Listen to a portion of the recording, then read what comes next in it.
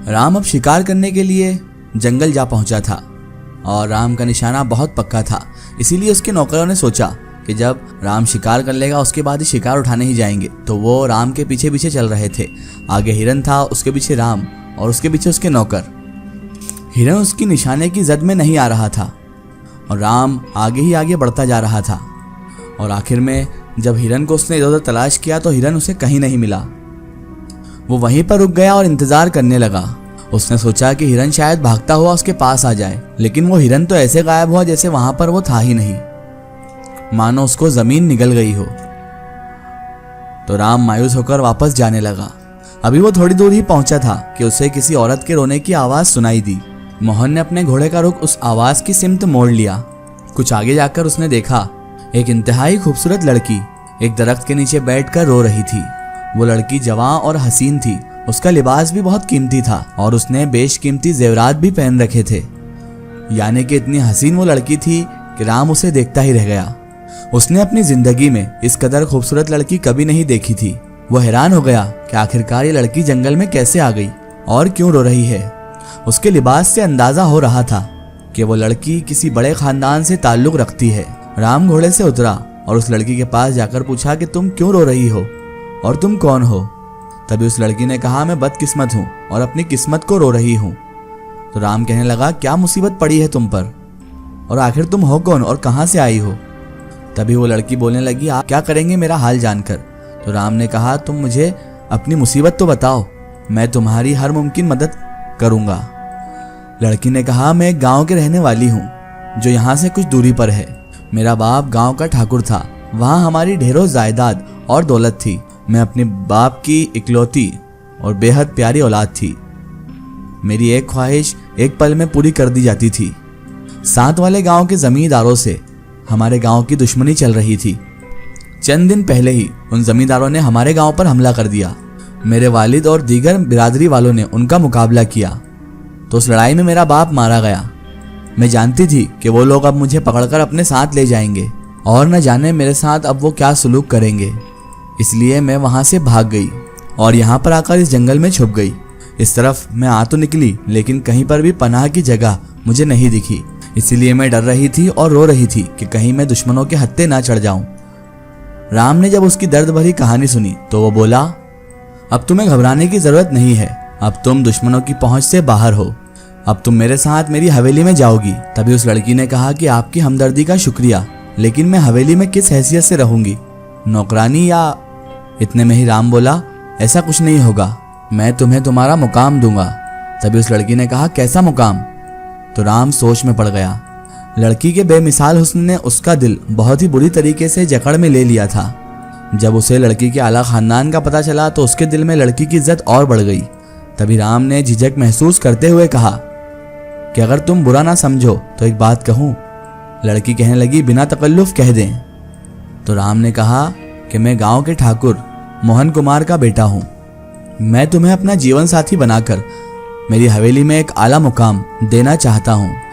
लड़की की खामोशी इकरार का जवाब दे रही थी और वो उसके बाद राम के साथ चली गई। दोनों की शादी बड़ी धूमधाम से हुई और गांव में कई दिन तक गहमा गहमी रही और जश्न का समा रहा।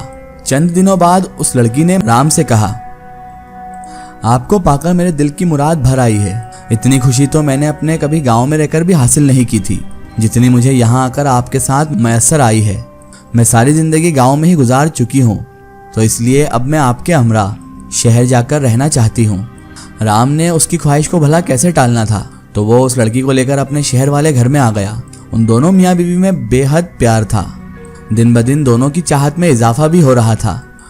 उसका बस नहीं चलता था, वरना वो अपने दिन रात अपनी बीवी के साथ ही गुजारे। लेकिन अचानक ही उसकी खुशियां खत्म हो गई क्योंकि उसकी सेहत गिरने लगी और उसकी तबीयत बोझल सी रहने लगी।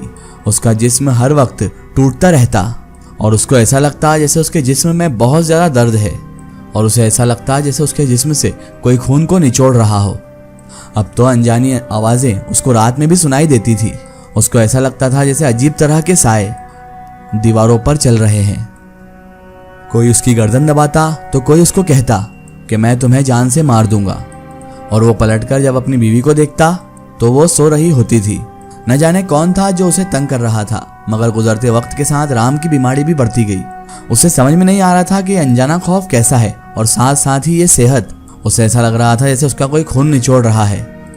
वो समझ नहीं पा रहा था, इसलिए वो डॉक्टर के पास गया, लेकिन डॉक्टर को उसकी बीमारी बहुत मामूली सी लगी।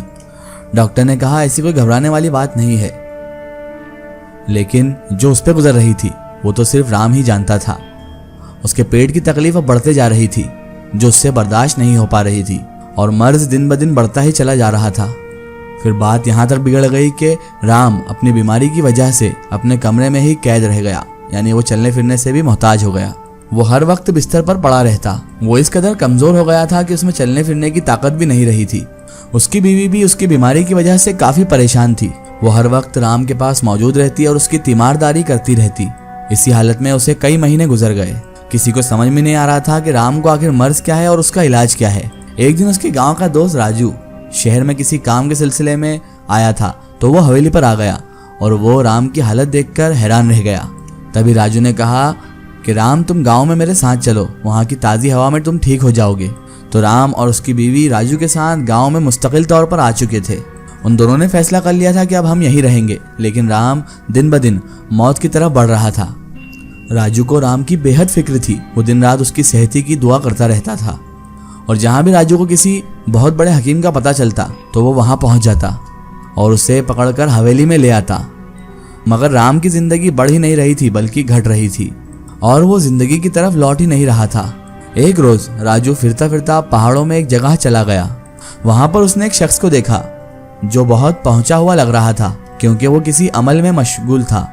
दूर से ही देखने पर लग रहा था कि वो कोई जानी मानी हस्ती है, वो कोई बहुत बड़ा अमल कर रहा था। राजू ने उस शख्स को भी राम की सारी तकलीफ और उसकी बीमारी की तदबीर बताई और बीमारी के इलाज का सारा मामला बता दिया, और राजू ने उनसे दरखास्त की कि वही राम का इलाज करें या फिर उसके लिए कोई दुआ कर दे जिससे वो ठीक हो जाए।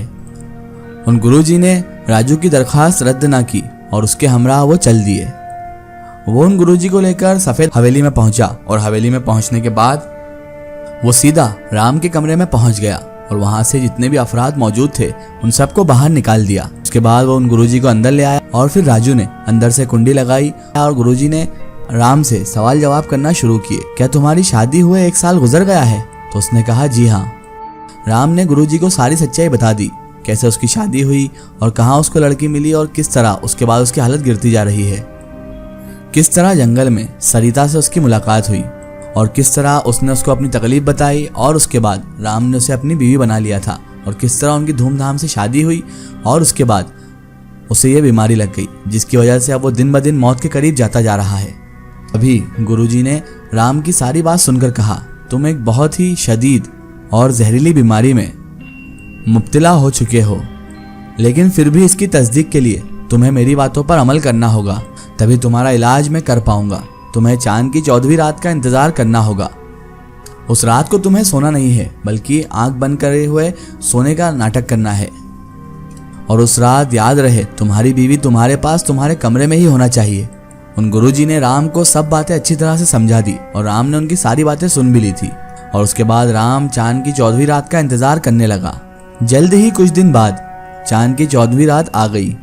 राम ने गुरुजी की हिदायतें जहन नशीन कर ली, यानी उसने अपने जहन में वापस रिवाइंड कर लिया कि गुरुजी क्या क्या बोलकर गए थे। उसने दरवाजे का ताला लगाकर उसकी चाबी छुपा दी और माहौल के मुताबिक सोने की गरज से बिस्तर पर लेट गया। उनकी बातों के मुताबिक वो सोने का नाटक करने लगा, और गुरुजी के बताए हुए मुताबिक ही आधी रात को उसकी बीवी जाग उठी। उसने दरवाज़ा खोलकर बाहर जाना चाहा, लेकिन वो नाकाम रही, क्योंकि दरवाज़ा पर तो बंद था और लॉक हुआ था। वो चाहती तो गायब होकर भी जा सकती थी, लेकिन उसको अंदाजा हो गया था और उस पर घबराहट तारी हो रही थी। वो चाहती तो गायब होकर भी जा सकती थी, लेकिन सांप की सूरत में ही उसे निकलना था। उसने पहले तस्दीक की कि राम सो रहा है या जाग रहा है। उसने देखा कि राम तो बहुत गहरी नींद में है।